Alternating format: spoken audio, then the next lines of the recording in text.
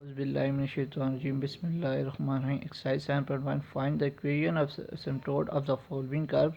Now we start the question number 1. Y is equal to x minus 2 का whole का square divided by x का square. Now we start the question number 1. X minus 2 का whole का square divided by x का square. Solution. Just we can multiply these two terms.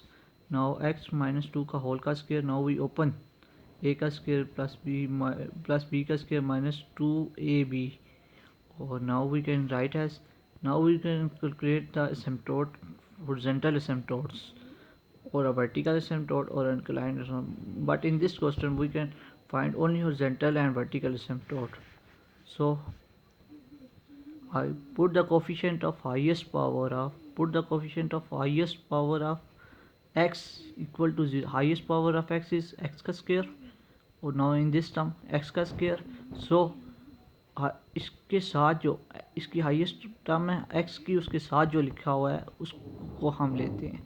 Now we can y, now this y minus 1 equal to 0, y is equal to 1. This is a required horizontal asymptote. Now we can calculate a vertical asymptote. Now for vertical, put the coefficient of highest power of y equal to 0. Highest power of y 1 और मैंने कहा जैसे कि इसके साथ जो y के साथ जो लिखी हुई है वो टर्म लिखेंगे. तो highest power of y 1 x का square. No so we can write at x square is equal to x is equal to 0, x is equal to 0. Now we start the question number 2. x square y square is equal to 12x minus 3. The given curve is x square y का square 12 bracket x minus 3.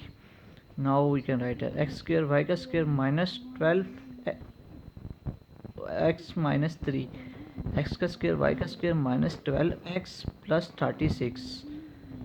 Now we can calculate the horizontal asymptote.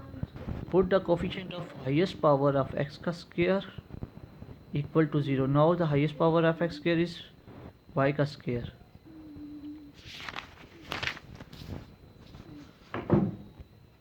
Now this shows that y square is equal to 0 or y is equal to 0 or y is equal to 0, which are horizontal asymptote. Now we calculate the vertical asymptote. Put the coefficient of highest power of y equal to 0. So the highest power of y is equal to 0. So highest power of y के साथ जो term लिखी हुई है वो क्या है, x का square is equal to 0, x is equal to 0, x is equal which are vertical asymptotes. So the degrees of force, so the asymptotes are 4, 1 2 3 4.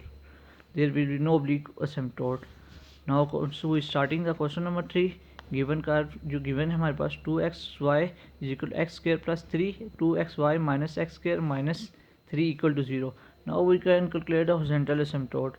So highest per degree term of x has coefficient, there will be no horizontal asymptote. Highest power है square के साथ क्या है 1. सो 1 is not equal to 0, तो हम कहेंगे कोई भी एसिम्प्टोट नहीं है. लेकिन वर्टिकल के लिए जब हम वर्टिकल फाइंड करेंगे तो देखेंगे highest power of highest degree term जो है ना उसके साथ y के साथ क्या है, highest degree term of y के साथ क्या है 2x. So we can write has minus 2x is equal to 0 और माइनस जैसे कि हम जानते हैं minus 2 is not equal to 0, minus 2 तो नहीं होता लेकिन x इज इक्वल टू 0. ठीक है. Now one asymptote, the degree is 2. Now we can calculate the inclined asymptote. अब inclined asymptote के लिए करेंगे arrange the given equation in descending order. सबसे पहले तो हम इसको descending order में arrange कर लेंगे. Now for inclined asymptote y is equal to mx plus c. ठीक, put x is equal to 1 और y is equal to m in this equation. So 1 का square minus 2 into x y 1 m और plus 3 has it 0 हो गया. तो m की वाली आ गई m is equal to 1/2. Now values of c's have different formula for 3 different type. Now we can use the first type for the value of c. So m is equal to 1/2. Now value of c is equal to 5 n minus 1 m, 5 n dash m. Now highest power is highest power 2. So we can write as c phi dash n m plus phi n minus n m equal to 0. c phi dash derivative और highest power 2 और 2 n minus one, 2 में से -1 करनी है एक power, तो हमारे पास c का फार्मूला शॉर्ट होकर बन जाता है c phi dash 2m plus phi 1m. Now we can calculate, now we can write the value of phi 2m. phi 2m is 1 minus 2m. now we take phi dash m यानी derivative हम लेंगे, तो 1 का 0 minus 2 m का 1, ठीक है, with respect to m ले रहे हैं तो -2 आ गया. अब phi dash m mean two से दिस टर्म, इसमें 1 डिग्री वाले कौन से हैं, 1 जिस पे 1 हो, 1 1 देखो 2 x की 1 y की 1, ये भी 2, तो कोई भी नहीं है, तो हम लिखेंगे phi 1 dash m is equal to phi dash m 1 is equal to 0. so now we can using the value in 1. अब देखो c की वैल्यू पुट करते हैं किधर, जहाँ पे हम लेके आए हैं ये इक्वेशन, ठीक है. c phi 2m की वैल्यू क्या आई है, -2, phi dash m की वैल्यू है ये 0, हमने पुट की तो c की वैल्यू आ गई हमारे पास 0. अब ये c की वैल्यू आ गई, अब हमने इसको ना जो इंक्लाइंड एसिम्प्टोट की इक्वेशन है y is equal to m x plus c, इसमें पुट करना है. m हमें जैसे कि गिवन है वो ऊपर ये 1/2 है, तो हमने 1/2 लिखना है.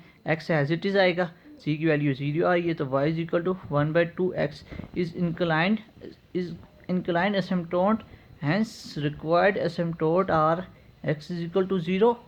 एक तो हमारे पास 0 आ गया, दूसरा आया y is equal to 1/2 under root x, y is equal to 1/2 into x.